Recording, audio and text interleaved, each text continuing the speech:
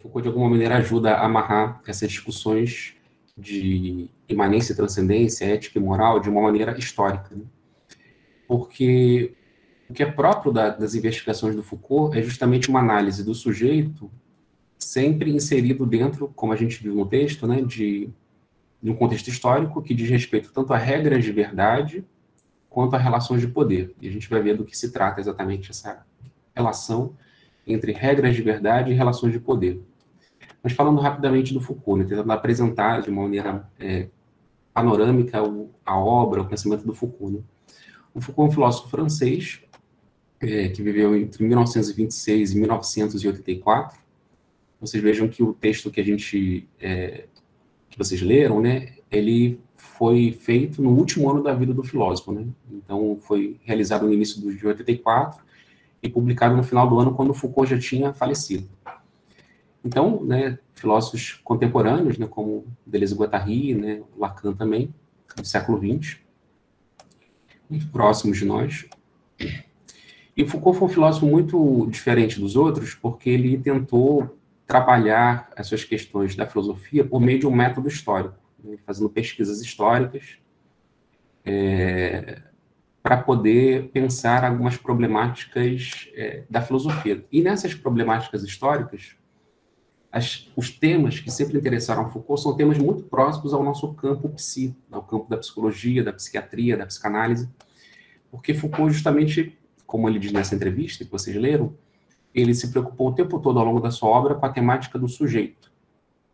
Então, diz o Foucault que foi o sujeito que sempre interessou a problemática do sujeito, dos processos de subjetivação, é sempre a problemática central que o interessou ao longo de toda a sua obra.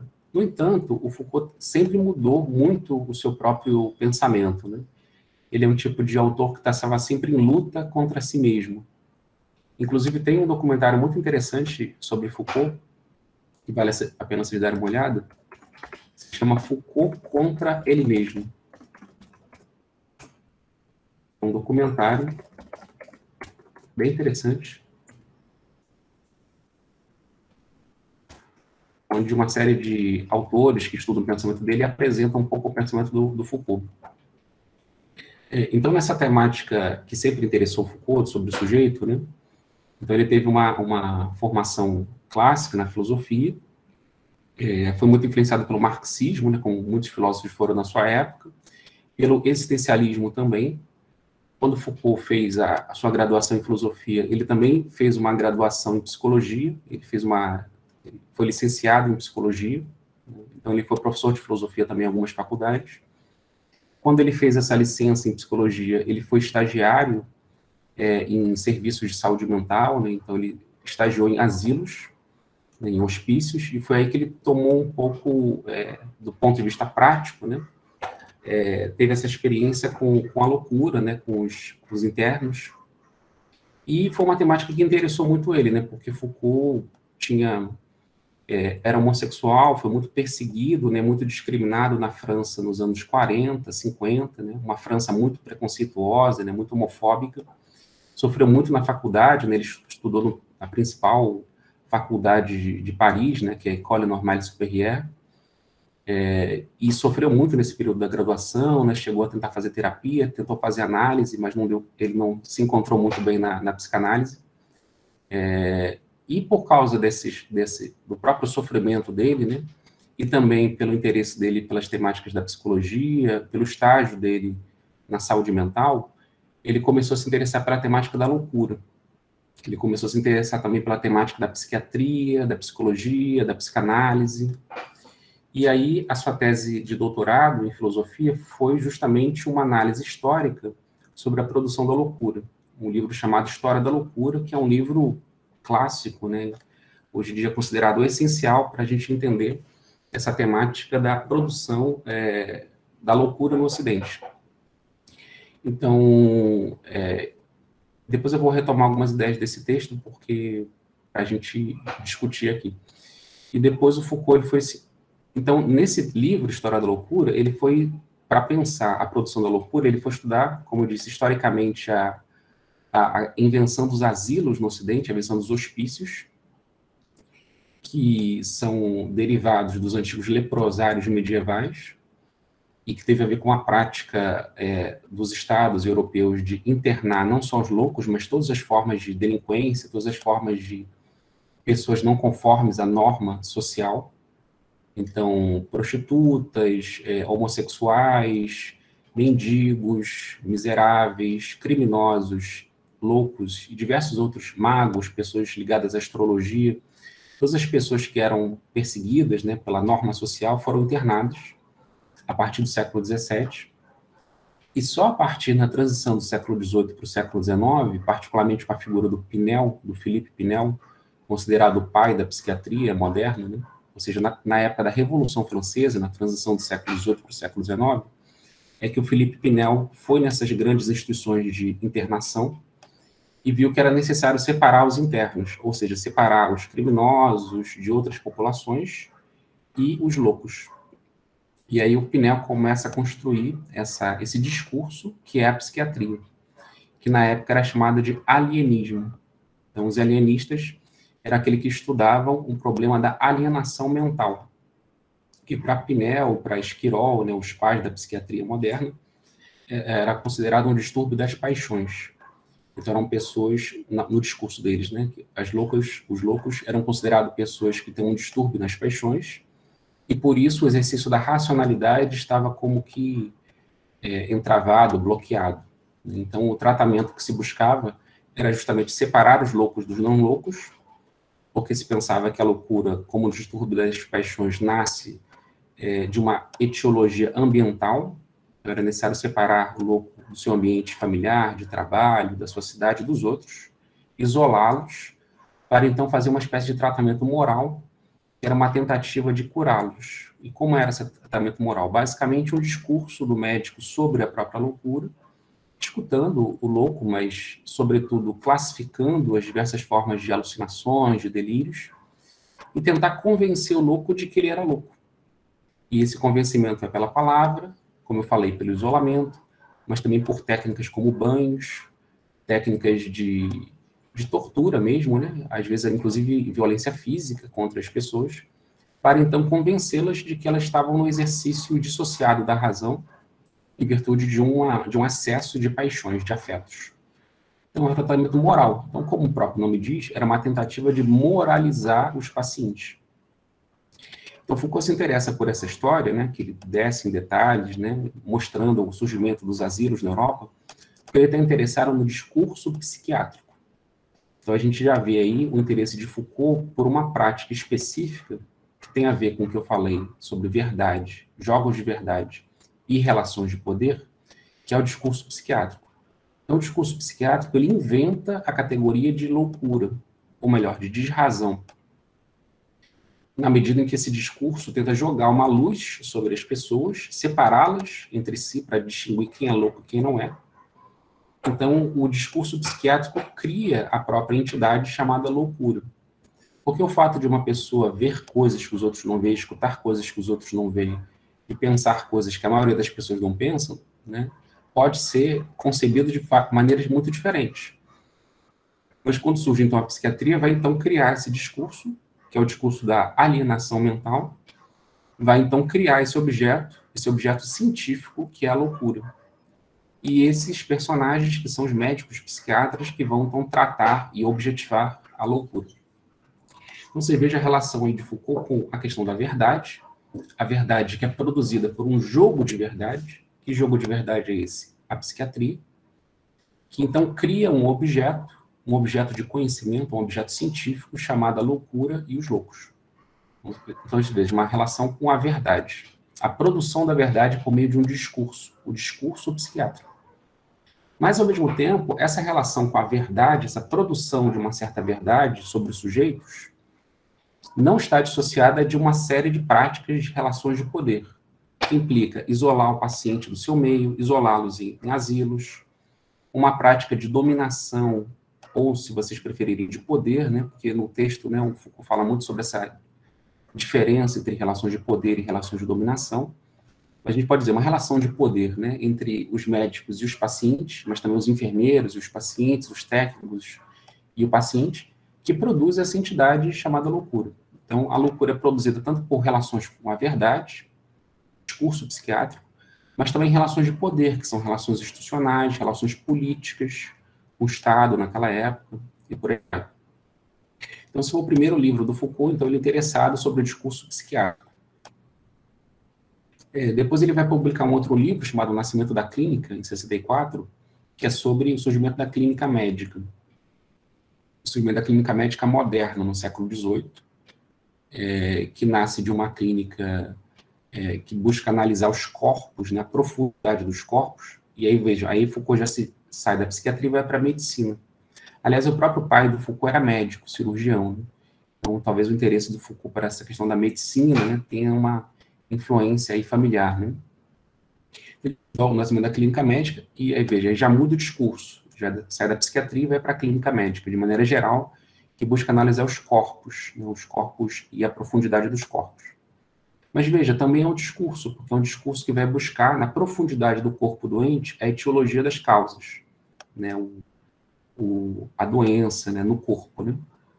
Então, veja, também, novamente, uma relação com a verdade, né, a medicina criando aí novas patologias, agora orgânicas, né, objetivando o corpo físico dos pacientes, e também uma certa relação de poder, que é a invenção dessa clínica médica a partir dos hospitais. Porque só a partir do século XIX é que os médicos vão ser formados dentro dos hospitais. Então, essa formação, né, teórica e prática dos médicos nos hospitais, utilizando os próprios hospitais e os próprios doentes como laboratórios para o aprendizado dos médicos, isso é uma invenção bastante recente, do século XVIII e XIX. Então, vocês vejam Foucault sempre fazendo investigações que dizem respeito a um horizonte filosófico, né, relações de poder, relações de verdade, mas sempre investigando a partir de documentos, sempre investigando a partir de bibliotecas, arquivos, né, sempre fazendo investigações históricas. Depois, em 76, ele vai publicar um livro chamado As Palavras e as Coisas, sobre o nascimento das ciências humanas. E aí ele vai se preocupar por que as ciências humanas nasceram tão tardiamente no Ocidente. Porque só no final do século XIX é que nascem ciências humanas, como a psicologia, a sociologia, a antropologia e a economia. Porque só no final do século XIX as ciências humanas vão surgir.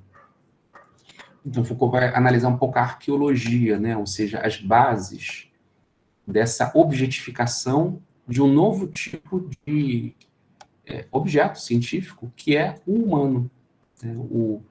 Vai dizer Foucault nas Palavras e as Coisas, o homem surge como objeto da ciência muito tardiamente, só no final do século XIX. E ele vai mostrar que a relação do surgimento do humano tem uma relação, o humano como objeto de ciência no Ocidente, tem uma relação com uma problemática que ele vai chamar de episteme, né, que é o saber da época do século XIX, que é uma relação com a história. Né? É o século XIX que vai começar a colocar as problemáticas de verdade com uma relação com o tempo e com a história. Então, a gente vê, por exemplo, no século XIX, um biólogo, que é o Charles Darwin, que vai pensar a vida biológica em termos históricos. É necessário pensar uma evolução das formas de vida.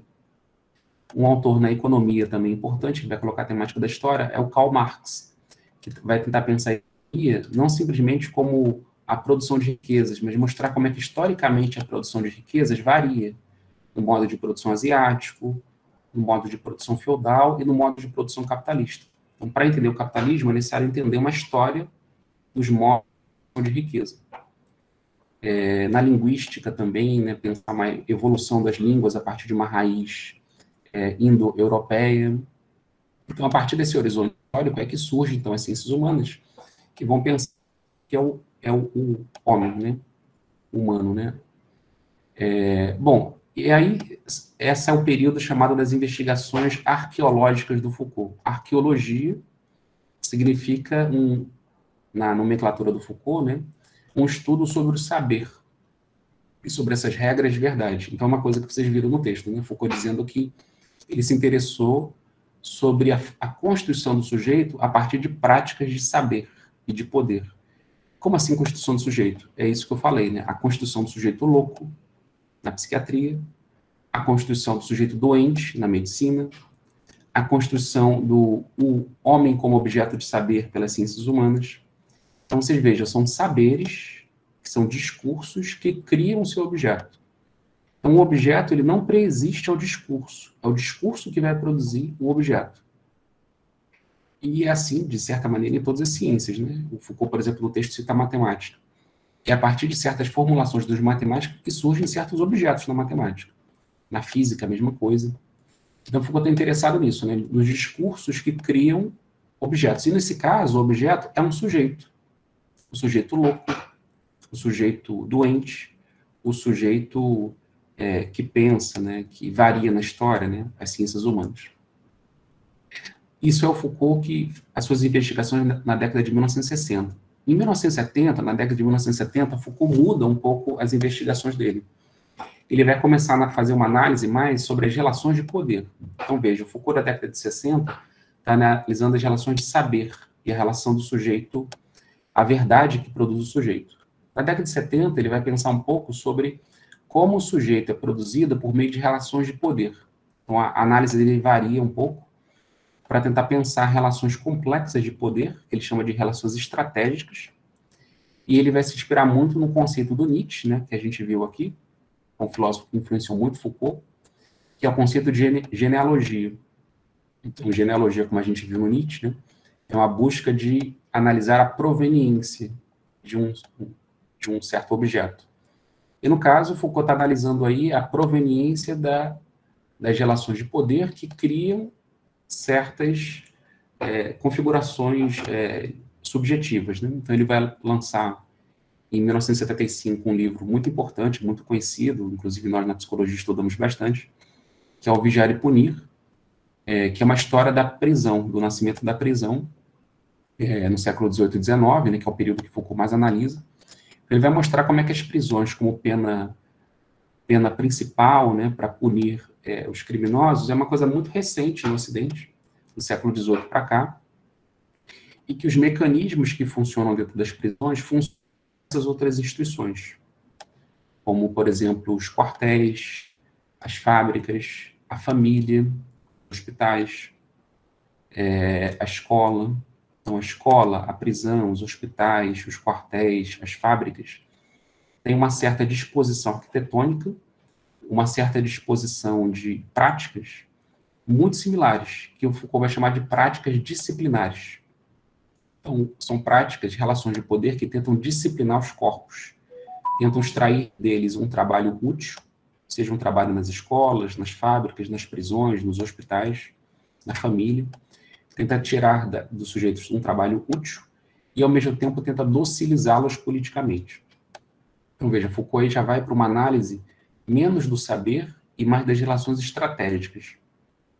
Isso implica essa ideia de relações estratégicas, né, que tenta objetificar corpos, né? Então, a família, os pais objetificando as crianças dentro da família, os carcereiros tentando objetificar os detentos de uma prisão, os médicos e enfermeiros tentando objetificar os pacientes no hospital, os professores tentando objetificar as crianças dentro de uma escola. Todas essas práticas de objetivação são práticas de poder. Mas o poder, para Foucault, não é uma coisa geral, né? Não é uma substância. Né?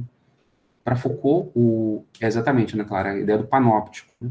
Que é uma coisa que ele apresenta lá no Vigiar e Punir, que é uma forma de arquitetura presente em todas essas instituições, que é uma forma de você colocar a vigilância no centro, uma forma de vigilância, um espaço de vigilância, onde você consiga vigiar permanentemente as pessoas dentro de instituições. Então, por exemplo, as escolas, né? Em geral, tem uma arquitetura quadrada, as escolas antigas, né?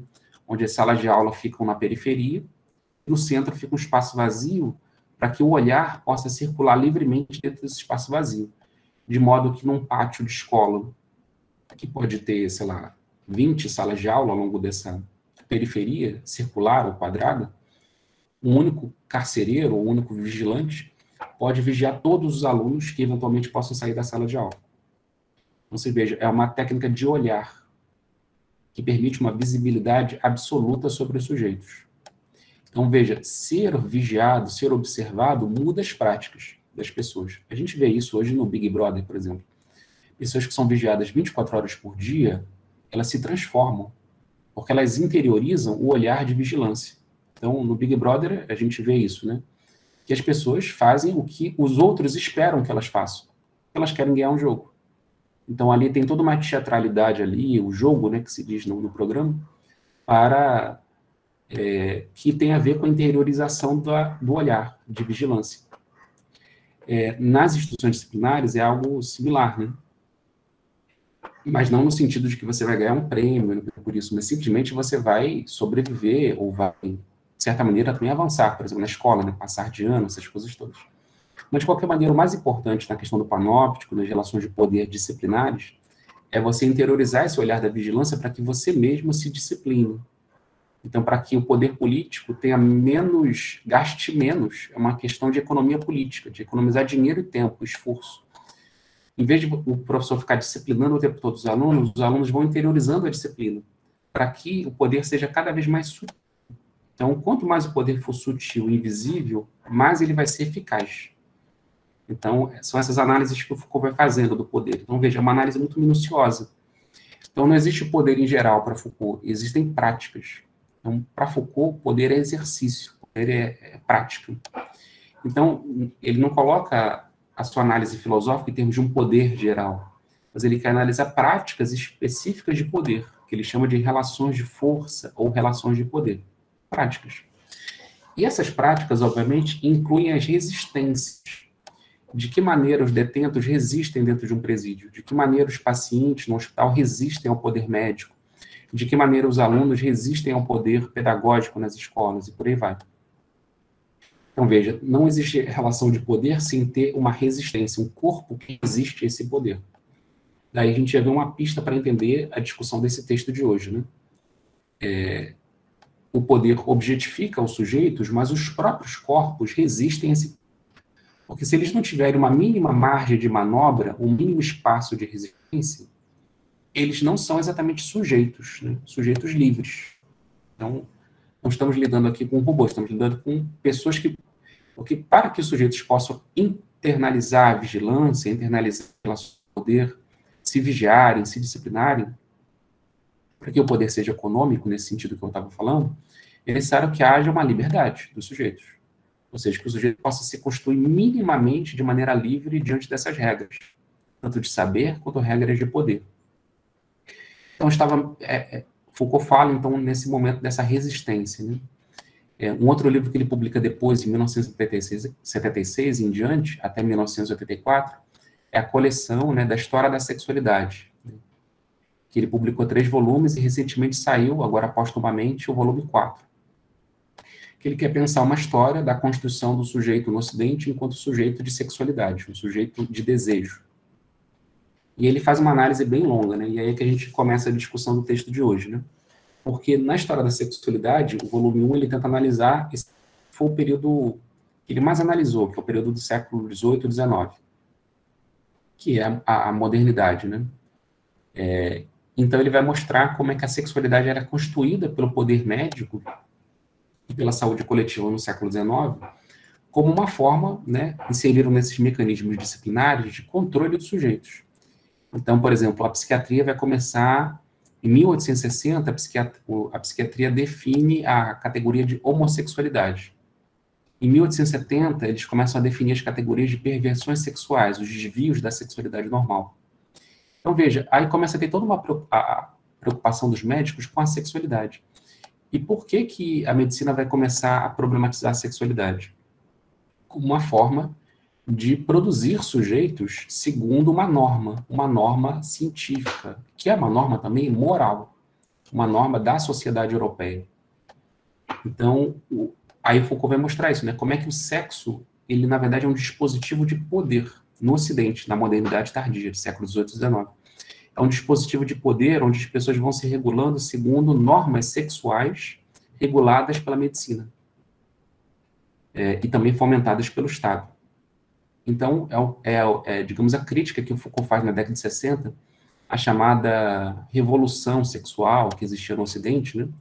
Não que ele fosse, né, crítico das formas de liberação da sexualidade, mas Foucault é muito cético que exista a possibilidade de uma liberação sexual, no sentido de uma liberação dos sujeitos para que eles vivam uma vida mais livre. Porque o Foucault vê justamente na sexualidade e no sexo um dispositivo de poder. Então, não há uma liberação que não esteja inserida dentro de certas regras estratégicas, relações de poder de uma certa época. Então, Foucault até diz numa outra entrevista, né, ele diz assim, durante séculos diziam para os nossos corpos, fiquem vestidos, não fiquem nus, né? Reprimam a sua sexualidade. Hoje em dia, no século XX, se diz, liberem a sua sexualidade, fiquem nus, mas sejam magros, saudáveis, né? Perfeitos, né? Então, veja, todo um ideal agora dos corpos, de como os corpos têm que ser saudáveis, belos e por aí vai. Então, Foucault também vê nisso um imperativo, e de como é que os sujeitos são capturados nesse discurso sobre o sexo, na verdade, e mais ainda, né? Essa ideia muito antiga de que o segredo da nossa subjetividade está inserido no sexo. Então, segundo Foucault, a medicina no século XIX retoma uma problemática muito mais antiga, que é a problemática cristã, que é acreditar que é nos meandros da carne e no desejo sexual está o segredo da nossa subjetividade. E Foucault vai mostrar, não, por que a prática sexual ela é superior, ela nos define mais do que outras práticas, como práticas alimentares, práticas discursivas, práticas de amizade, práticas filosóficas, né? Por que o sexo é tão importante assim? Então, Foucault vai perceber, né? Na medida em que o sexo permite um controle perfeito do indivíduo e da coletividade, se você impõe para a sociedade normas sexuais, é todo um coletivo que vai pautar por essas normas sexuais, e também os indivíduos. E por meio disso você controla as taxas de natalidade, a família, e por aí vai. E a medicina faz isso, então, inserido com o Estado, mas retomando uma problemática muito antiga cristã, que é a problemática da carne, do desejo. Então, essa ideia de que o sexo é o nosso segredo, é a chave hermenêutica para compreender os sujeitos. Então, vocês vejam que também tem uma crítica aí, né, tangente à psicanálise, que também vai colocar muito o segredo da subjetividade nas práticas sexuais e eróticas, né? E Foucault tem muitos elogios e muitas críticas à psicanálise, né? Todas muito interessantes, né? Pois bem, e aí na década de 80, né, nos últimos anos da vida dele, ele vai dar um salto nessa sua história da sexualidade, porque para investigar essa raiz, então, se a sexualidade tem uma raiz, se a problemática do sexo e da sexualidade, o dispositivo de sexualidade como dispositivo de poder, tem uma raiz cristã, então o que existia antes do cristianismo? Aí que Foucault vai dar um passo muito longo e vai voltar para a Grécia e para a Roma Antiga, para tentar ver na Grécia e na Roma Antiga, como é que os gregos e romanos, como é que a filosofia clássica tratava o tema do sexo e da sexualidade. E aí Foucault vai ver uma coisa completamente diferente. E aí onde está o texto de hoje. Foucault vai ver que, para os gregos e romanos, o sexo é só uma prática dentre outras, e não é a prática mais importante para a constituição do sujeito. Então, a verdade do sujeito não está inserida no sexo, mas está inserida em práticas. Está inserida naquilo que Foucault vai chamar de um cuidado de si. Então, o conceito... E aí o Foucault vai, então, investigar essa problemática do cuidado de si, que diz respeito, então, à ética. Então, ao investigar, e aí Foucault vai dar uma redimensionada em toda a sua problemática, né? Porque se no início ele tentou pensar como o saber cria o sujeito, na década de 60, e depois na década de 70, como o poder cria os sujeitos, agora na década de 80 ele vai pensar como é que esse sujeito, que foi objetificado pelos discursos, pelos jogos de verdade, e, por outro lado, pelas relações de força, pelas relações de poder, como é que esse próprio sujeito pode se constituir a si próprio. Então, assim, se o sujeito é objetificado por regras de verdade e por relações de poder, é possível que esse sujeito se autoconstitua livremente, autonomamente? E aí, para poder discutir isso, né, como o Foucault sempre vai em investigações históricas, ele vai mostrar como é que será feito na Grécia e na Roma Antiga, e no volume 2 e 3 do História da Sexualidade, e depois no volume 4 ele vai avançar um pouco mostrando a constituição de si na época cristã, do século IV, com Santo Agostinho, até o século XI, XII, né? Então, quando é o cristianismo do que ele chamava de pastoral. O contexto dessa entrevista tem a ver com essas investigações do Foucault é sobre o cuidado de si. De que formas o sujeito pode se colocar regras para se constituir como um sujeito ético. Aí entram essas problemáticas, mas antes de avançar, alguma pergunta, alguma questão do que eu falei até aqui? Sobre a obra do Foucault e sobre tentando situar essa problemática do sujeito e da ética de Foucault?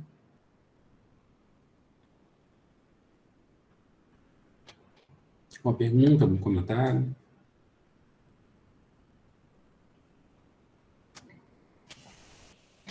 Bom, então, então nessa fase da década de 80, né, de 1980 até 84, o Foucault, então, vai voltar, né, para a Grécia e para a Roma Antiga, uma análise mais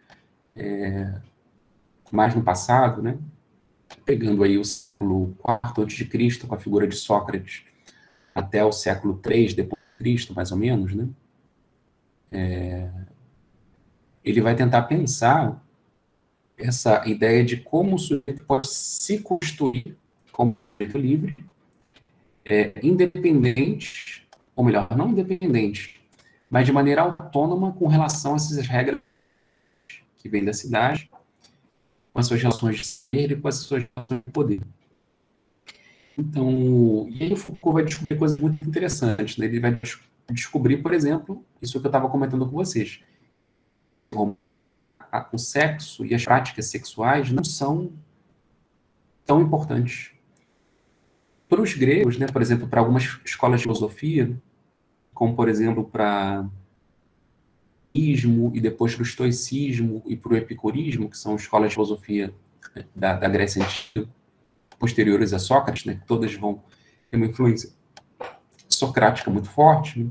Para essas escolas, né, a tarefa do sujeito, né, para se tornar um sujeito livre, era dominar a si mesmo. Então, veja, se na década de 70 Foucault está falando de relações de poder que se domina os outros, agora, na Grécia Antiga e Roma Antiga, como é que você pode dominar a si próprio? Dominar as suas próprias paixões. Então, veja, o tema das paixões aí que a gente viu com Spinoza, né? As paixões que têm a ver com a reação que os corpos têm a outros corpos. Então, as paixões, né, como a própria palavra diz, significa passividade. Paixão vem de passio, em latim, né? A mesma raiz de passivo. Né? Então, as paixões, estar apaixonado é ser passivo diante do outro. Então, os gregos se colocavam essa questão: como é que a gente pode dominar as nossas paixões, dominar as nossas reações, para que a gente saia de uma vida passiva e reativa para uma vida ativa e livre? Não é possível que o sujeito se constitua como um sujeito livre? Então, inicialmente foi uma problemática lançada por Sócrates, porque Sócrates, na filosofia, foi o primeiro autor a pensar as problemáticas éticas. Sócrates e os sofistas. Antes de Sócrates, tinham chamados pré-socráticos ou físicos, que colocavam questões filosóficas relacionadas ao cosmos. Então, não era o humano que era o grande problema dos filósofos, era o cosmos, o logos inserido em tudo, né? O princípio de todas as coisas. É com Sócrates que o interesse dos filósofos sai do cosmos e vai para o homem, para o sujeito, para o humano. Aí entram problemáticas pedagógicas. E é Sócrates, então, esse personagem, né, é muito importante para Platão, mestre de Platão e de tantos outros filósofos, que vai colocar essa questão para os atenienses da sua época, né, da importância do cuidado de si. Então, o tema do cuidado de si remete a Sócrates. É Sócrates que andava pelas ruas de Atenas e dizia para os jovens: veja, vocês têm muitas ambições, vocês querem dominar a política, vocês querem ser famosos, vocês querem glória, que será um tema muito importante na Grécia Antiga, né, o tema da glória. Esse é um tema que já aparece em Homero, né? Aquiles, né, o grande herói da Guerra de Troia, ele só vai lutar na Guerra de Troia porque ele almejava a glória. Ele queria ser lembrado pela posteridade, né? Então, isso é um tema muito importante na Grécia Antiga, a glória, ser lembrado, né, ter uma vida digna de ser vivida, uma vida memorável, né? E quando surge a democracia na Grécia, esse tema da glória, que é um tema muito mais antigo, né, vai virar um tema do exercício do poder político. Então, os grupos, já que era uma democracia, né, sempre lembrando que a democracia grega era uma democracia só feita de homens, né, homens que não eram escravizados, né, então os escravos, as mulheres, as crianças e os estrangeiros, pessoas que eram de outras cidades, não eram considerados cidadãos, né, ou seja, sujeitos livres. Então, na Grécia Antiga, só é livre quem é cidadão. Quem não é cidadão, ou seja, as mulheres, os escravos, os estrangeiros, quem é de outra cidade, e as crianças, não são considerados sujeitos livres. Então, os gregos, eles inventaram muito, se apegaram muito a essa noção de liberdade. A gente vê isso, por exemplo, em alguns filmes, né? O filme Troia, por exemplo, que fala sobre a Guerra de Troia, fala isso, o orgulho dos gregos em serem livres. Ou naquele filme 300, né? 300 de Esparta, né? Que é aquele orgulho grego, espartano, ateniense, que eles falam, nós somos livres, né? Os persas são escravos porque eles são submissos a um tirano. Então, a ideia da tirania para os gregos, né, quando os cidadãos são submissos a um tirano, é a ideia de que você perde a liberdade.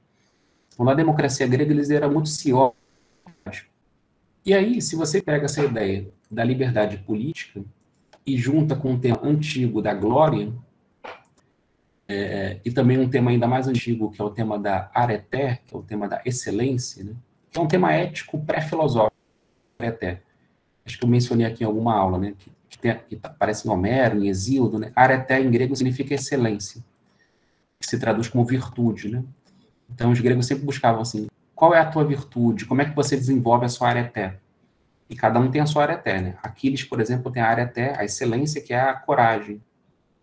Ulisses, né, o herói da Odisseia, né? A sua areté é a sagacidade. A areté, por exemplo, a excelência de Édipo, é a inteligência, o desejo de saber, e por aí vai. A areté de Antígona, que a gente viu na história de Antígona contada por Lacan, e a persistência, né? Ela é persistente no seu desejo, e por aí vai.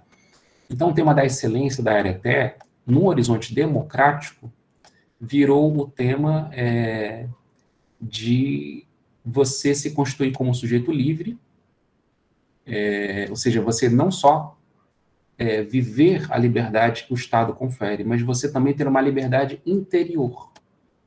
O que significa? Uma liberdade sobre as paixões. E quem vai tematizar muito isso na Grécia Antiga é justamente Sócrates. Porque na época de Sócrates, os sofistas, que eram os filósofos da época, ensinavam às pessoas regras, técnicas, para adquirir oratória, habilidade verbal, para então dominar as assembleias e dominar o poder político. Então, para um horizonte democrático, isso era quase que tudo. Ser livre, basicamente, era ter poder político. Sócrates vai dizer, não, isso não é o mais importante. O mais importante é que você desenvolva a sua areté, a sua excelência. E a sua excelência é você cuidar de si, é o cuidado de si. Então, antes de se ocupar com a política, antes de se ocupar com os outros, ocupe-se consigo mesmo. Então, se os gregos davam tanta ênfase ao poder político, dominar os outros, né, exercer poder na cidade, Sócrates vai dizer, exerçam poder sobre você mesmo,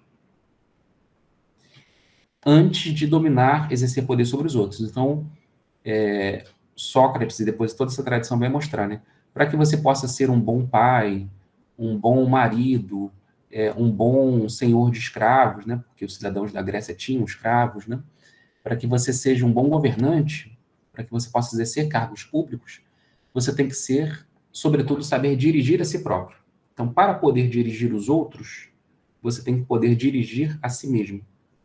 Para poder governar os outros, você primeiro tem que aprender a governar a si mesmo. Para poder dominar as relações de força da cidade, você tem que primeiro dominar as relações de forças em você mesmo, ou seja, suas paixões. Fazer com que as suas paixões se submetam à sua razão, que a sua razão, então, possa dominar a sua passividade, as suas paixões, e você possa ter uma vida ativa, uma vida livre. Então, Sócrates vai trazer, então, essa temática do cuidado de si, da importância de não apenas ocupar-se das coisas públicas e civis, mas também ocupar-se consigo próprio. Sócrates vai dizer, ocupar-se com a sua própria alma. E isso vai ser um tema que vai permear toda a Grécia Antiga, né?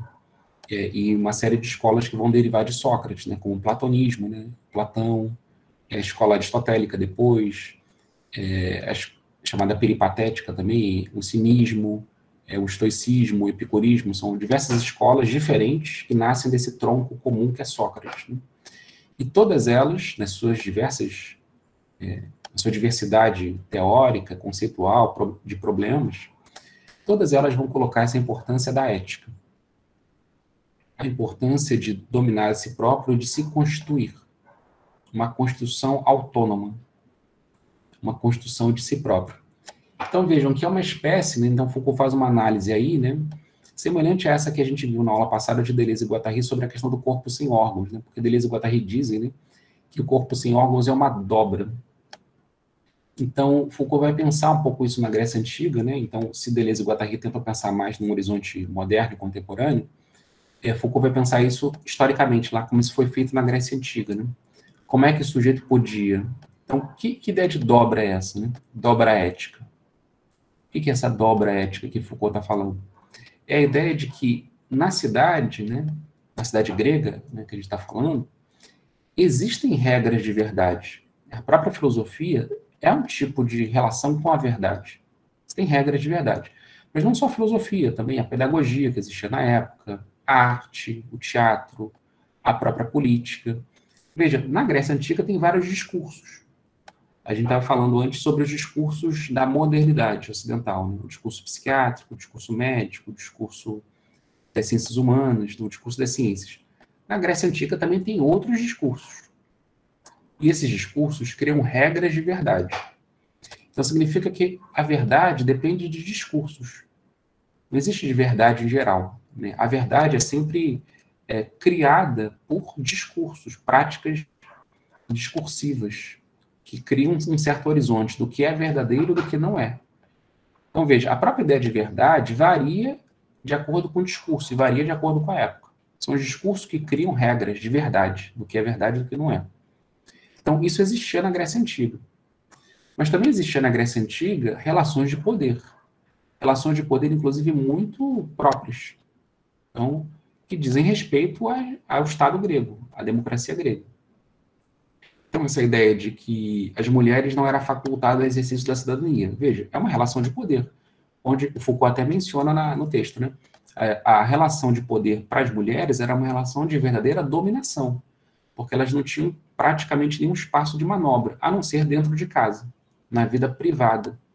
Os gregos distinguiam de maneira muito clara a vida privada, a vida dentro de casa, né, do oikos. O oikos era a vida privada. Então, nesse espaço, a mulher tem poder, né? Tem uma certa relação de poder com seu marido, né? Ela pode, por exemplo, se recusar a ter relações sexuais com o marido, se ela tiver com raiva por algum motivo, né? Tem até uma peça, né, na Grécia Antiga, né, que é uma peça de Aristófanes, que era um dramaturgo grego, né? Vocês podem encontrar, né? Dá para ler, tem traduções em português, chamadas Mulheres de Atenas, que depois o Chico Buarque, no Brasil, fez até uma música, né, inspirada nessa peça de Aristófanes, né, As Mulheres de Atenas, que foi um episódio histórico que o Aristófanes criou uma peça, né, sobre isso, que foi a guerra de Esparta contra Atenas, duas cidades gregas, né, entraram em guerra, e as mulheres de Atenas já estavam cansadas de guerra. Então elas resolveram obrigar os homens de Atenas a não guerrearem, e aí elas fizeram uma greve de sexo. Então vocês vejam, né, não é a mulher indo para o espaço público, porque ela não tem espaço na vida pública, ela não tem voz nas assembleias, mas é no espaço privado. Então, veja, uma relação de força, uma relação de poder.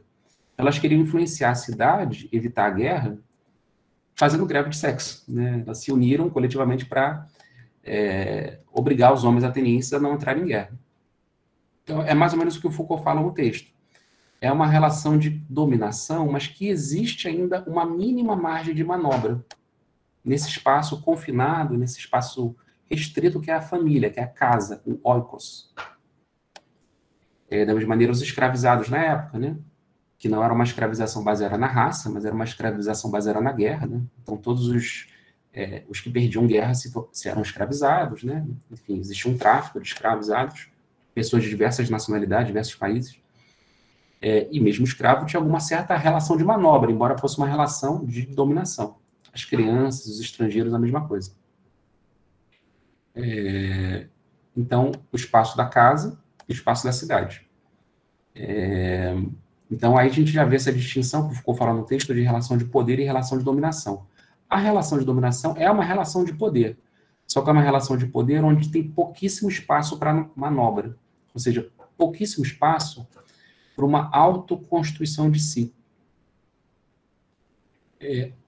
Mas então, voltando para esses personagens privilegiados pela filosofia da época, que eram os homens mesmo, né? Os cidadãos, né? Que buscavam na filosofia um meio de constituição, de autoconstituição de si. Então, veja, na Grécia se buscava filosofia não era só por uma relação com a verdade, era uma relação com a verdade de si mesmo, né? Então, era uma forma de se tornar livre, de se tornar uma pessoa livre.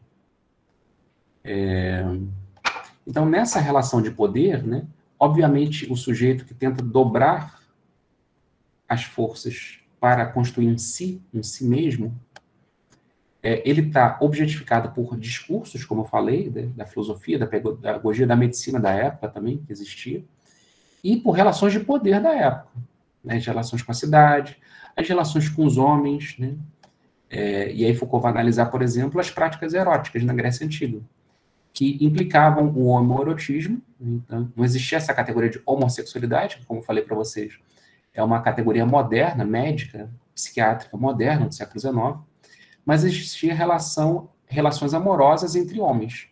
Só que as relações amorosas entre homens e também entre mulheres, eventualmente, isso era muito tranquilo entre os gregos, né? O homoerotismo era muito... O amor entre pessoas do mesmo sexo era uma coisa super aceita, não tinha nenhum problema, né? Com relação, nenhum problema moral, né? Por outro lado, essas relações eróticas eram profundamente complexas e tensas, porque envolviam práticas de relações de força na cidade. Então, por exemplo, como é que era a relação entre dois homens? Um vai ser ativo e o outro vai ser passivo. Mas como é que é isso? O homem que é passivo, ele perde a sua liberdade? Ele deixa de ser... Então, veja, os gregos era muito importante essa coisa da liberdade, de ser ativo. Então, como é que é uma relação entre dois homens? Quem é o ativo e quem é o passivo? Então, em geral, os ativos, né, que tinham uma relação ativa, né, no sexo, na relação erótica, em geral, eram os homens mais velhos ou ricos, né?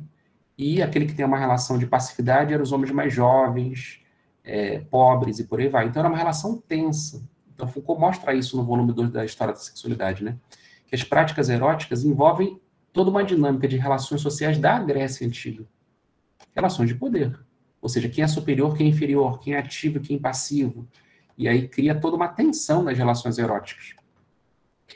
Então, e aí Foucault, então, ele vai tentar recensear, nesses volumes da História da Sexualidade, né, fazer uma análise dessas práticas de si. Práticas de si que estão inseridas nesse duplo horizonte. Qual é esse duplo horizonte? Discursos ou regras de verdade, jogos de verdade, como diz Foucault, e relações de poder. Então, o sujeito ele está numa encruzilhada, numa trincheira, né, entre regras de verdade e práticas de força, relações de força. E ele tenta, então, o quê? Dobrar essas regras de verdade e essas relações de força. Ou seja, ele tenta se apropriar dessas práticas discursivas e práticas de poder, se apropriar delas para se construir, né, e fazer da própria vida uma obra de arte. Era uma coisa que aparece muito em Sócrates, né, no diálogo Alcebíades, né? Como fazer da própria vida uma obra de arte. Vocês sabem que os gregos eram muito preocupados com a questão da estética. Então, a ética, para os gregos, não está dissociada de uma estética. A ética, ou seja, ter uma vida livre, viver uma vida livre, está associada também com certas práticas de estilo, uma certa estilização de si próprio, para fazer da sua própria vida uma vida bela. Então, lembra a ideia antiga da glória? Então, a ideia da glória, né, agora vai se tornar uma questão da beleza, da estética, de você ter uma vida bela para si e para os outros. Uma vida que possa ser admirada. Então, a ética não está dissociada de uma estética, né? Então, como dobrar essas práticas da época, esse discurso da época, para construir a si próprio? E aí Foucault vai fazer uma análise dessas práticas. Quais são essas práticas? Práticas eróticas, como eu já mencionei, então, como regular as suas paixões eróticas, como dominar as forças eróticas para que você tenha um máximo de liberdade. Você veja que é um tema que a gente tocou ontem no texto do Deleuze e Guattari, Como Criar para Si um Corpo Sem Órgãos, né? Porque eles mencionam, por exemplo, as práticas eróticas na Idade Média, né? Do amor cortês, onde o cavaleiro ele não quer necessariamente possuir sexualmente a sua senhora, muito pelo contrário, ele vai nutrindo todo um amor platônico, né, e vai tentando aumentar, intensificar o amor. Deleuze também, Guattari citam as práticas sexuais na China antiga, que tem a ver justamente, não é fazer muito sexo, mas de fazer bem, né? Por isso, reter as energias, para que você tenha o máximo de energia. Então, na Índia e na China, tem essa relação de você dominar as forças sexuais para que você se torne um sujeito livre. Ou seja, que tenha mais energia de pensamento, mais energia de ação, mais energia vital. Né? O Qi, né? Como os chineses chamam, né? No taoísmo, né? O Qi é energia vital. Os gregos tinham uma preocupação similar, né? Então, para eles, as energias eróticas tinham que ser dominadas e você tinha todo um cuidado de você concentrar as energias, despender as energias na hora certa, então toda aquela questão da ejaculação, não fazer sexo demais, porque isso pode te enfraquecer, mas também não fazer de menos, porque isso pode te irritar. Então as práticas eróticas estavam inseridas todo em práticas, em jogos de verdade, que envolviam a medicina da época, a medicina hipocrática, que envolveu a filosofia da época, a pedagogia da época, as práticas domésticas, familiares, por aí vai. Mas veja, as práticas eróticas, essa erótica, como Foucault chama, não é o núcleo da ética grega e romana. É apenas um aspecto, porque existem outros aspectos. Quais são esses outros aspectos? A dietética, que são as práticas de alimentação, né? Então, a gente gasta mais tempo se alimentando ou fazendo sexo? É uma pergunta meio boba, mas apenas para dizer assim, né, que a gente valoriza demais a ideia do sexo, né, como nosso segredo, né? Então, os gregos e várias outras culturas valorizam muito as práticas dietéticas. Porque as práticas dietéticas também vão te constituir como um sujeito livre. Se você se alimentar mal, você vai ficar fraco. Se você se alimenta bem, você vai ter mais força. Então, as práticas dietéticas, ao lado das práticas eróticas. As práticas políticas, né? Então, aí, um terceiro nível, as práticas políticas, né? Como é que você pode tomar a palavra nas assembleias? Como é que você pode exercer a sua cidadania, exercer cargos públicos com liberdade, né? Então, são as práticas políticas. Um outro tipo de prática é o que Foucault chama de práticas econômicas. E economia na Grécia Antiga é literalmente como diz a palavra economia, né? É a norma da casa. Economia vem de oikos em grego, né, que é casa, e nomos, que significa lei, regra, né? Então, economia para os gregos é a regra da casa. Como é que se governa a própria casa? Ou seja, como é que se governa a sua esposa, os seus filhos e os seus escravos. Então, para dominar a si próprio, é necessário você saber dominar os outros. Então, é isso. Como é que você se porta dentro de casa? Como é que é a sua relação conjugal? Como é que é a sua relação com seus filhos? Como é que é a sua relação com seus escravos? Né? Os gregos, inclusive, eram muito mais avançados do que, por exemplo, a sociedade cristã posterior, no século XVI, XVII, XIX, com relação aos escravos. Então, por exemplo, na Grécia Antiga, você podia até punir os escravos, mas você não podia torturar os escravos. Se você torturasse os escravos, por exemplo, como se fazia no Brasil no Pelourinho, né, você perdia a propriedade do seu escravo. Então, veja, a relação com o escravo, você não trata o escravo como um bicho que você pode fazer qualquer coisa. Os cristãos faziam aqui nas Américas, né? 2000 anos depois. Não, era uma relação de poder, sim, ele era seu escravo, ele fazia o que você mandava, mas você não podia torturar ele. Então, veja, toda regra econômica, como você deve escravizar. Sua mulher também, então eu falei do tema homoerotismo, né? Então, o homoerotismo era super aceito na Grécia, mas todos os homens e mulheres eram obrigados a casar. Então, vocês vejam, então já tem um horizonte de regra e verdade. Né? Então, todo homem, toda mulher tem que se casar e tem que gerar filhos. Tem que gerar filhos para o Estado, porque nenhum cidadão vive para si. Você é obrigado a casar e gerar filhos para gerar cidadãos para o Estado. Né? Daí que vem essa coisa muito ocidental, que depois o cristianismo se apropriou, de transformar a família numa instituição sagrada. A família como célula-mãe da sociedade não vem de Cristo, vem dos gregos e romanos. Né? Então, o cristianismo se apropria dessa ideia de que a família é uma instituição sagrada. Por quê? Porque a família gera filhos para o Estado. Né? Então, isso era muito importante para os gregos. Então, dominar bem a sua casa era a problemática econômica. Então, veja, 4 campos, né?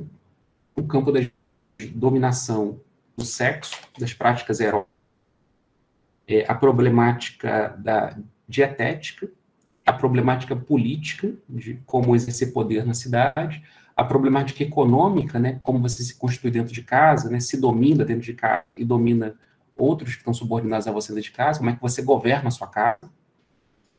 E, por fim, essa relação, né, que meio que junta todas elas, né, que é essa questão que o Foucault vai chamar de espiritualidade, que é como você pode se constituir como um sujeito capaz da verdade.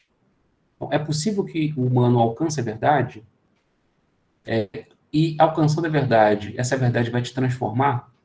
Então, é como Foucault denomina, né, de espiritualidade, essa relação que os gregos tinham, ética, com a verdade.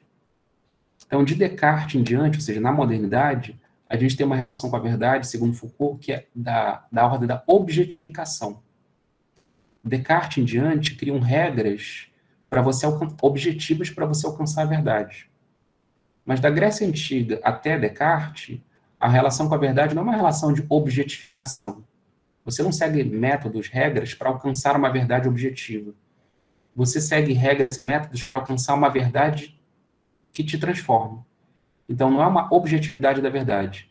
É uma verdade que você alcança dentro de si, você se transforma para alcançar essa verdade, e uma vez que você alcança essa mesma verdade, que tem um caráter objetivo, é claro, mas você tem que se preparar para ela, você tem que estar transformado para alcançar essa verdade, porque se você não se transformar, você não vai alcançar essa verdade.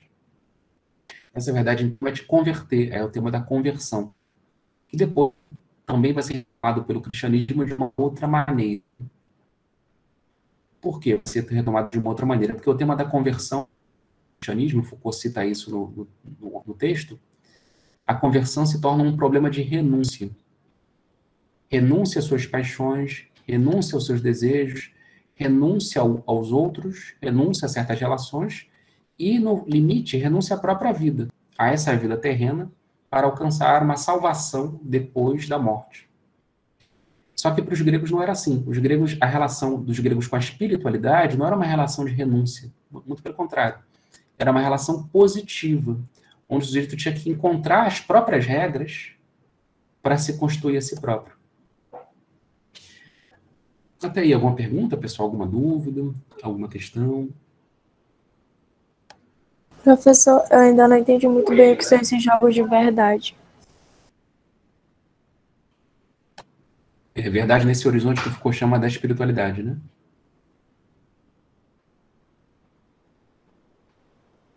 Eu falei de verdade de várias formas, né? Eu falei sobre o conceito de Foucault de jogos de verdade, né?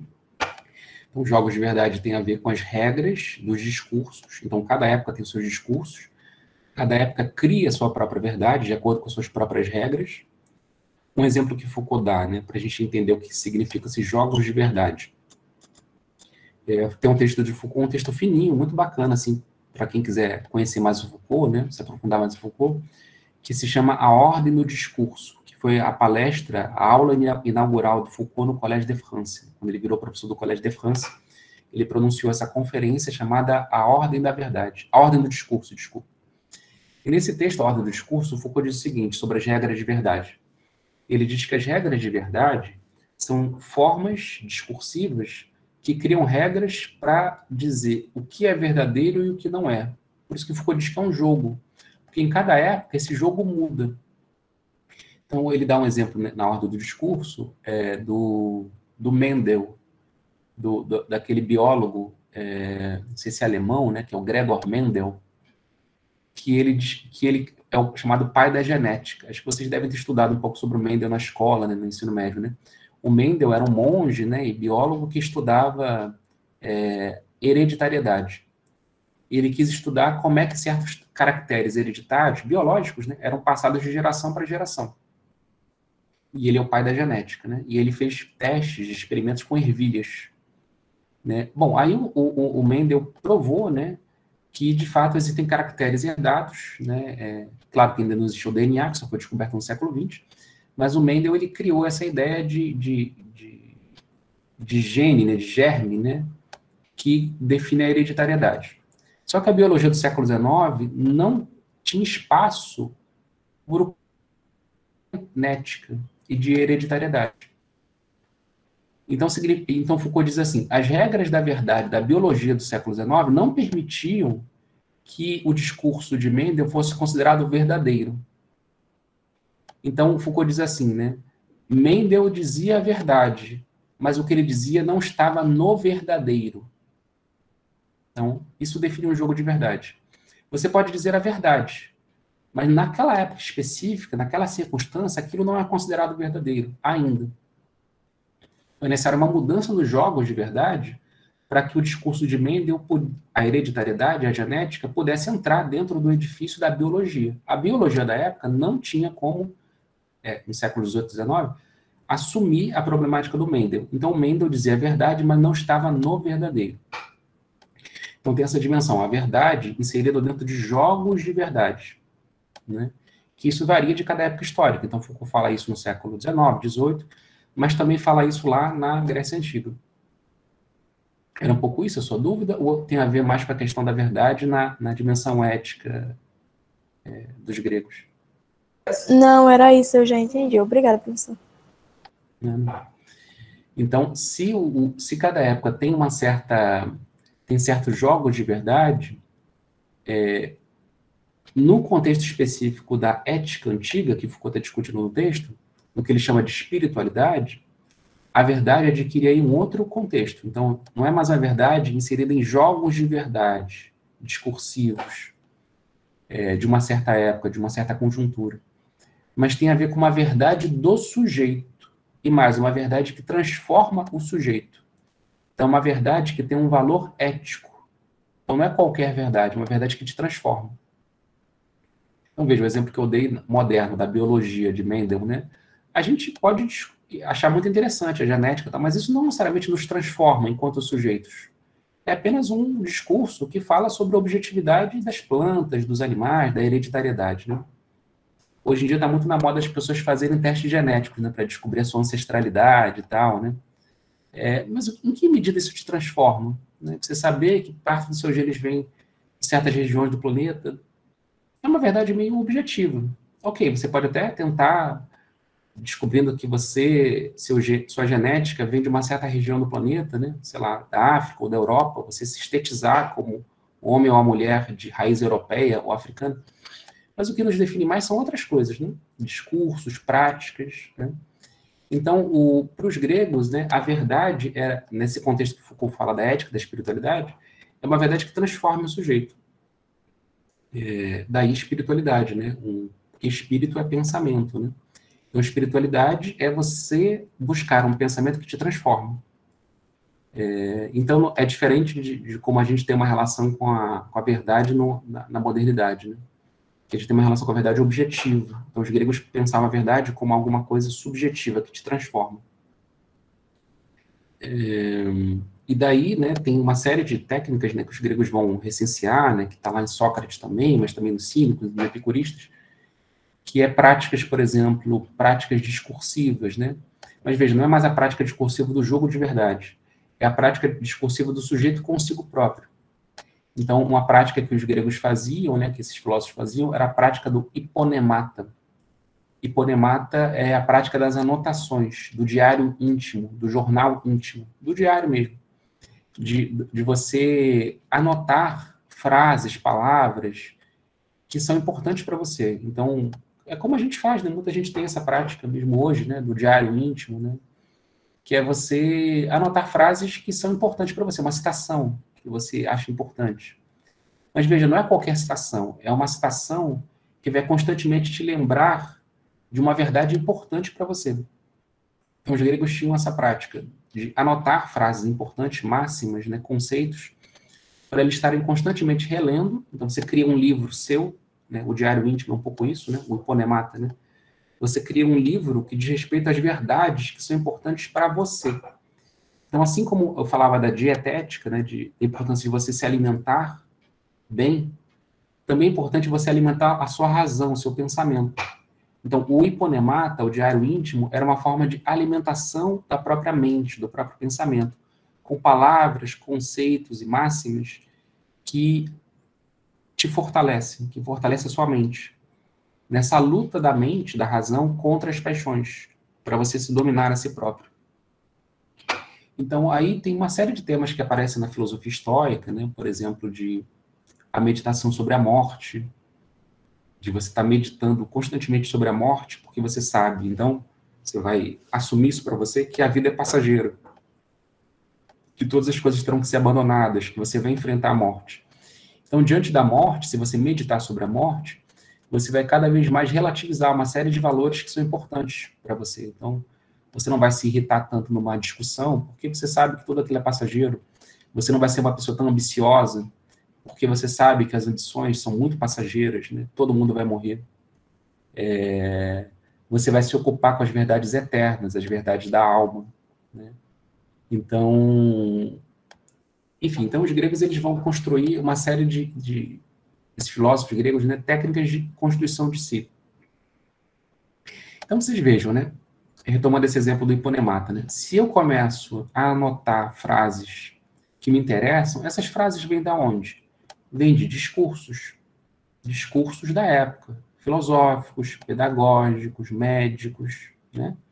Então as práticas eróticas, dietéticas, políticas, econômicas e espirituais vêm de um horizonte, né? Vêm de discursos de uma época, de um horizonte de uma época, da cidade. A diferença e também de relações de força, de relações de poder da cidade. Então, se você é homem, é uma certa relação de força, se você é mulher, é diferente. Se você é jovem, você tem certas relações de poder que é diferente do homem mais velho. Se você é rico, se você é pobre, se você é nobre, se você é não nobre, se você é filósofo, se você não é filósofo. Então, todos esses lugares, né, sociais te colocam em certas relações de poder diferentes. Então, veja, os gregos, como nós, estão inseridos em discursos, jogos de verdade e relações de força, relações de poder. O que é a ideia do cuidado de si? É você retirar desses discursos e retirar dessas relações de força pedaços para se constituir. Então, por exemplo, o homem dentro de casa domina os seus filhos? Ok, ele governa os seus filhos. Mas para poder governar bem os seus filhos, ele tem que aprender a governar a si próprio. Para poder falar bem na assembleia, na política, você tem que aprender a falar bem para você mesmo. Tem que aprender a pensar corretamente. A colocar as ideias no lugar. Para poder ter uma relação erótica satisfatória, que você se torne mais intenso na relação com o outro, para poder dominar o outro ou não ser dominado pelo outro, você tem que aprender a dominar também as suas paixões, os seus impulsos eróticos. Então, veja, na questão do cuidado de si entre os gregos, nessa dobra ética, então você dobra o quê? Dobra discursos e práticas de força que vêm de fora.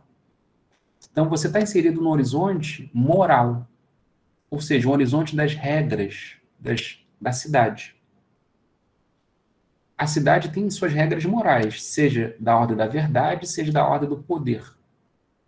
Então, todo lugar tem, a cidade grega também tem suas regras de verdade e suas relações de poder. A ética, então, sua moralidade, suas regras morais. A liberdade, ou cuidado de si, é pegar dessas regras e dobrá-las sobre si. Para que você escolha livremente quais regras te interessam. Então, é uma certa escolha, um selecionar de discursos e de práticas que você dobra sobre si para se constituir como um sujeito livre. Então, veja, a liberdade aí é uma produção, né? Embora o Foucault até diga, né, que a liberdade é a condição ontológica da ética e a ética é a prática reflexiva da liberdade. Então, Foucault até um certo horizonte ontológico da liberdade, ou seja, a liberdade existe, como se Foucault dissesse. Veja, existe liberdade, mas a liberdade ela tem que ser reflexiva, ou seja, ela tem que se dobrar sobre si. Quando a liberdade se dobra sobre si, aí nasce a ética. Então, a ética é uma prática reflexiva da própria liberdade. é a liberdade se constituindo. Mas como se dá essa construção? Num certo isolamento? Não, é na cidade mesmo, nas regras da cidade. Só que você vai selecionar da cidade discursos e práticas que te interessam, mas que interessam você. Daí a importância da singularização. Então, os gregos não pensam no horizonte de homogeneização, normalização, que todo mundo tem que seguir as mesmas regras, porque isso a cidade já faz. Né? As regras morais de uma cidade, de qualquer época, já fazem isso. Dizem o que cada um tem que fazer. A prática de si, o cuidado de si, a ética, é você escolher, né? Você tomar regras facultativas, como diz Foucault. Então, não são regras impostas. As regras impostas são regras morais. As regras facultativas têm a ver de uma escolha livre por certas regras que são importantes para você, que te constituem. Então, aí, né, essa problemática da ética e da moral, né? A ética como prática reflexiva da liberdade. É uma prática reflexiva que vai se situar, vai tomar de certas relações de força aquilo que te interessa, de certas práticas de verdade que te interessa, para se constituir. Então, essas investigações, por mais históricas que sejam, e interessantes do ponto de vista histórico, obviamente é uma forma do Foucault de problematizar o seu presente. Foucault sempre estava interessado a visão da política e ética do Foucault. Ele sempre volta ao passado para pensar as presente. Então, o que Foucault estava pensando? Justamente esse horizonte da década de 70 e 80 do século XX. Ou seja, dessa crítica aos poderes, das revoluções estudantis, esse horizonte da subversão dos poderes e dos discursos dominantes feitos pelas minorias, né? Foucault era homossexual, militou muito junto ao movimento gay na época, trabalhou junto com prisioneiros, né? Então, Foucault era muito sensível a esse tema das minorias, assim, como é que na contemporaneidade as minorias podem constituir-se livremente e resistir ao poder dominante. Porque as minorias, elas são objetificadas pelo poder. Então, as minorias, elas são dominadas, né?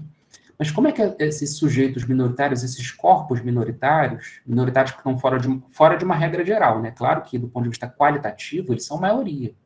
Os negros são maioria no Brasil, as mulheres são maioria no mundo, as crianças, e por aí vai. Mas são maiorias quantitativas. Do ponto de vista da norma social, eles são consideradas minorias, ou seja, menorizados, diminuídos. Então, como é que essas minorias podem não só resistir ao poder hegemônico, como também se constituírem livremente para sair desse próprio estado de minoração? A minoração é produzida pelo poder, né? O poder que diminui, menoriza essas populações negras, LGBTs, mulheres, indígenas e por aí vai.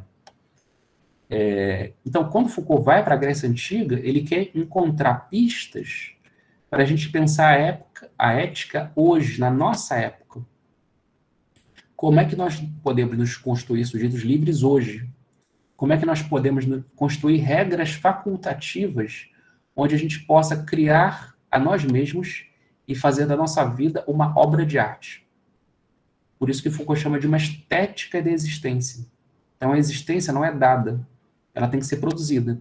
A existência é dada como liberdade, Foucault fala, a condição ontológica da ética. Mas sem a prática reflexiva da liberdade, que é a própria ética, você sem uma prática de si, a liberdade, a ética não se efetiva. A liberdade não se torna concreta. Então é necessária uma prática de si. Para você se constituir como sujeito livre, né? E aí chega, já indo para a conclusão, né, um tema que volta ao tema do sujeito, né? Então Foucault diz assim: eu sempre me preocupei a vida toda com o tema do sujeito. Seja o sujeito constituído pelas práticas discursivas, né, sujeito louco, doente, ou objeto das ciências humanas, seja o sujeito constituído por práticas de poder, né, o sujeito delinquente, o sujeito, o aluno, né, pedagogizado, o sujeito, o operário, né, dominado pelas relações do poder na fábrica, né? Então, seja o sujeito constituído pelos discursos, seja o sujeito constituído pelos poderes. Agora, nesse terceiro ponto, Foucault quer pensar como é que o sujeito pode se constituir a si mesmo. Então, ele estuda a Grécia e a Roma Antiga para encontrar um atalho para a contemporaneidade. Porque entre a Grécia Antiga e a contemporaneidade tem todo o período cristão, né? Que Foucault, inclusive, faz análises muito interessantes, históricas, sobre a questão do período cristão, mas o período cristão, que é o poder pastoral, que Foucault analisa, é quase que uma submissão às práticas morais de uma certa época. Por isso que é uma ética da renúncia, né? Então você tem que renunciar aos seus desejos, renunciar à sua liberdade para, paradoxalmente, conquistá-la. Então, e a gente sabe que a moral cristã da renúncia, ela marcou muito o Ocidente, até hoje, né? Então, por isso que as pessoas são tão submissas e tão obedientes aos poderes constituídos e aos discursos constituídos pela herança cristã. Então, como fugir dessa herança cristã para que hoje, na contemporaneidade, nós possamos ser sujeitos livres, criar essa dobra ética? Então, Foucault busca, então, encontrar uma pista, uma saída disso lá atrás, há mais de 2000 anos atrás, na Grécia e na Roma Antiga. Então, é um curto-circuito, ele volta lá atrás para poder pensar o hoje, para poder pensar o agora, como nós podemos nos constituir como sujeitos éticos e livres hoje.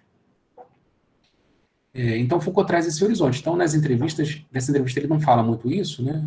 Acho que ele menciona em algum momento, mas ele diz assim, mas em outras entrevistas ele é mais claro, ele diz assim, não estou tomando os gregos e romanos como modelo, porque ele diz, há muitos problemas na Grécia e na Roma Antiga. Particularmente, qual o problema principal? Essa ideia de que você se constitui a si próprio, você se governa para governar os outros. Então, é um problema intrínseco na Grécia Antiga.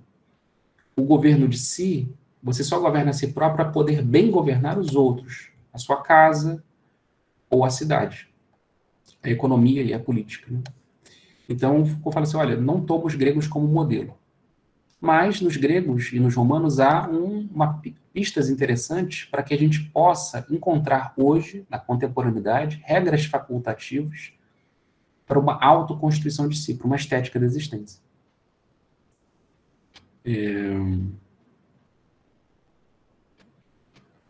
Bom, acho que é isso. Alguma pergunta, alguma questão sobre o texto?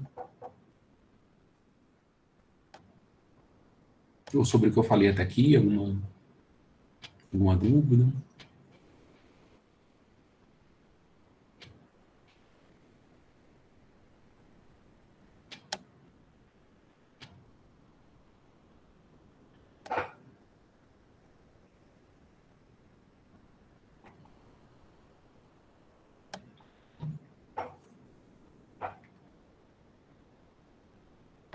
Então, assim, qual é a relação entre essas reflexões que a gente está fazendo e a ética do psicólogo, né? Bom, pessoal, essa relação é uma relação, né, de você utilizar esses discursos para pensar a prática do psicólogo, né? Então, é o que a gente estuda na universidade, né? A universidade não é simplesmente um lugar onde os professores simplesmente transmitem conhecimentos e vocês têm que obedecer, né? Vocês têm que simplesmente aplicar e seguir a receita de bolo que os professores trazem. Não, é vocês utilizarem livremente aquilo que vocês aprendem na prática de vocês, né? Então, o tema central dessas aulas minhas foi sobre a relação entre ética e moral, né? A partir de vários autores. E isso é uma questão que vocês vão ter que pensar na questão da ética do psicólogo, na ética prática, né? Porque frequentemente na psicologia se confunde ética e moral. Por exemplo, código de ética do psicólogo. O código de ética do psicólogo tenta definir alguns parâmetros gerais de uma ética do psicólogo, mas na prática, o código de ética é um código de conduta, ou seja, um código moral, que define a prática de todos os psicólogos. É um certo horizonte, veja, é como o horizonte da cidade grega, para pegar o exemplo da aula de hoje de Foucault. A cidade grega define um certo horizonte, com discursos e práticas de poder, certo? E é nesse horizonte que os sujeitos têm que pegar de certos discursos e de certas práticas e dobrar esses discursos e práticas sobre si e se constituir livremente. Da mesma maneira, vocês, no futuro, né, em breve, como psicólogos, vocês vão se inserir dentro de um campo que inclui discursos sobre a prática do psicólogo, por exemplo, o código de ética, mas não só, né, uma série de regulamentações dos conselhos, e mais do que isso, os discursos das escolas psicológicas, né, behaviorismo, humanismo, psicanálise, por aí vai, são uma série de discursos, e também de práticas de força, relações de força e relações de poder. Então, vocês, dentro da sua prática, como psicólogos, vocês vão ter que selecionar desses montes de discursos e de monte de práticas aquilo que permite um exercício mais livre da prática de vocês, mas um exercício de liberdade que não fira a liberdade do outro. Então, veja, essa discussão do Foucault sobre o cuidado de si tem tudo a ver com a prática do psicólogo. Porque o psicólogo, ele tem que se conduzir eticamente para ter uma relação ética com o outro, com seus clientes, pacientes, né? Então, governar a si próprio para poder governar o outro. Coisas tão simples como sigilo e confidencialidade, né? O psicólogo tem que saber praticar o sigilo. Por quê? Para que ele tenha uma relação efetiva, né, satisfatória, né, que sua prática psicológica funcione bem no outro. Então, veja, dominar a si próprio para poder ter uma relação livre com o outro, né? Então, a prática do psicólogo não é simplesmente seguir receita de bolo. A ética jamais é isso, porque isso é a moral. A ética é você saber criticar, analisar os discursos e analisar as práticas de poder para poder selecionar desses discursos e dessas práticas de poder aquilo que melhor fortalece a sua prática, nesse caso, de psicólogos, né? Então, a ética do psicólogo não é simplesmente cumprir regras do código de ética, mas é, sobretudo, construir-se enquanto um profissional segundo regras que você toma livremente, regras que você considera fundamentais, essenciais. Tá bom, pessoal? Então, só uma pista para vocês fazerem um gancho com o Francisco, talvez eu não tenha a mínima ideia do que ele vai trabalhar, né? Então é isso, pessoal. Então, até lá, tá bom? Bom curso lá com o professor Francisco. E, posteriormente, também boas férias, tá bom? Um abraço. Tchau, professor. Até mais. Tchau, pessoal.